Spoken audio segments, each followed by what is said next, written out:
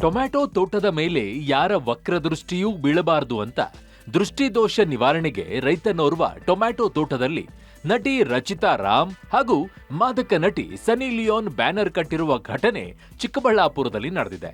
ಚಿಕ್ಕಬಳ್ಳಾಪುರ ಜಿಲ್ಲೆಯ ಶಿಡ್ಲಘಟ್ಟ ತಾಲೂಕಿನ ಹಂಡಿಗನಾಳ ಗ್ರಾಮದ ಯುವ ರೈತ ದೀಪಕ್ ಎಂಬಾತ ಈ ಐಡಿಯಾ ಮಾಡಿದ್ದಾನೆ.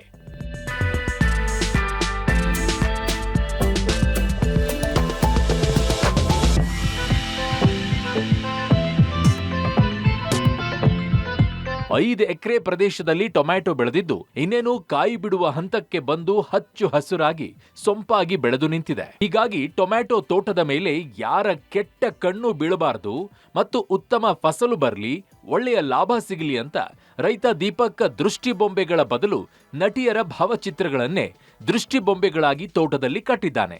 ಅದೃಷ್ಟದ ಟೊಮ್ಯಾಟೊ ಬೆಳೆ ಈ ಬಾರಿ ಬಂಗಾರದ ಬೆಳೆಯಾಗಲಿ ಅಂತ ರೈತ ವಿನೂತನ ಐಡಿಯಾ ಮಾಡಿದ್ದು ದಾರಿ ಹೋಕರ ಗಮನ ಸೆಳೀತಾ ಇದೆ. Digital desk, public TV.